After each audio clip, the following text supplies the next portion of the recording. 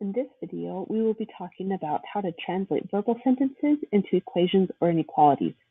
Now, an equation is when you have two expressions with an equal sign in between them, and an inequality is when you have two expressions that have an inequality symbol in between the expressions. Now, here I have listed out some symbols. So the equal sign is at the top, and that means that it's equal to, and that's the same thing as the same as.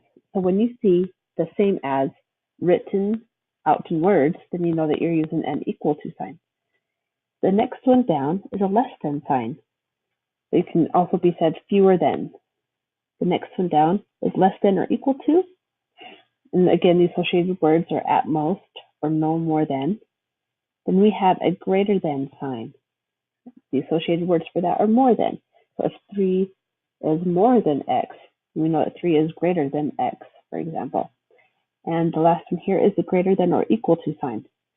And the associated words for that are or are at least or no more than. So those last four are our inequality symbols and are using inequalities. So we're going to practice writing out or translating some of these verbal sentences into an equation or inequality. So let's have a look at letter A here and just look at just translate it. Translate the English into math.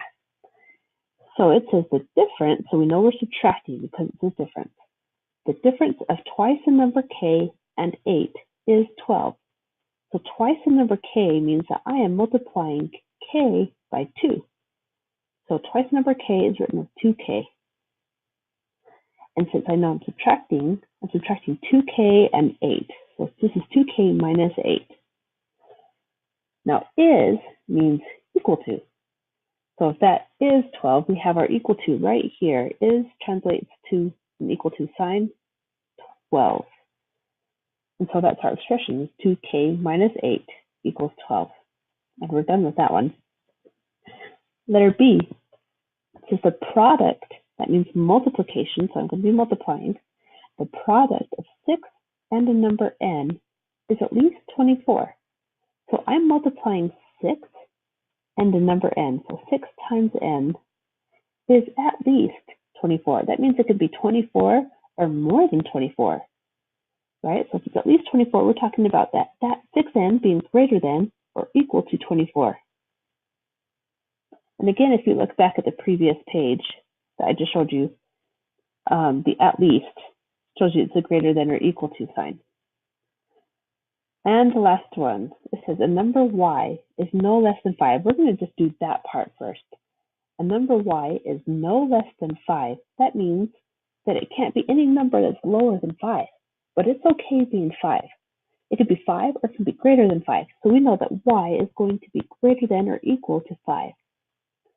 Okay, so y is no less than 5. Again, that's listed on that previous page that I showed you as those associated words. And we know that y is no more than 13. So we also know that y is no more than 13. If it's no more than 13, that means it can be 13 or any numbers that are less than 13. But if it were 14, that won't work because it's more than 13. So we want y is less than or equal to 13. Now, this is written, I just wrote it as two separate ones, but we need to combine them because this is just one inequality. It's called a compound inequality. And so we can combine them, and we put the y in the middle. We put the smaller number on the left, the bigger number on the right. So there's my 5 on the left of y, my 13 on the right of y. Now this symbol that's right here goes there. Okay, so that's just the same. So y is less than or equal to 13 I have written out.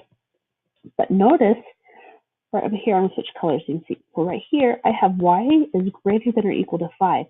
But down here, I switched that order, right? I wrote 5 on the left now and y on the right. And so what I need to do then is also switch that sign that goes there. I need to switch that direction, that little arrow. Switch the direction of that sign. So what I need to put there then is less than or equal to y. So saying that y is greater than or equal to 5 is the same as saying that 5 is less than or equal to y. So my final answer on this one then, if I clean it up there, is 5 is less than or equal to y, which is less than or equal to 13. Or another way of saying that is that y is greater than or equal to 5 and less than 13.